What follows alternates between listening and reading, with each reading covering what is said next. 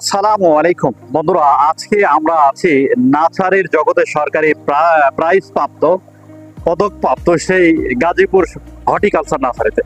সবচেয়ে অবাক বিষয়, এখন আমরা আসছি বাংলাদেশে সেই জ্যৈষ্ঠী মাস, মধু মাসে এই যে সিম্বলাইজেশন আম সত্যি আমাকে বিমোহিত করছে। মনে হচ্ছে আমি সেই আমার দেশের মাটি নওগাঁতে আছি এবং সেই বেড়ে ওঠা নওগাঁ রাজশাহীর যে আমগুলো, হ্যাঁ, এখানে আশেপাশে যেখানে ঝোপে ঝাড়ে যাই দেখি শুধু আম আর আম।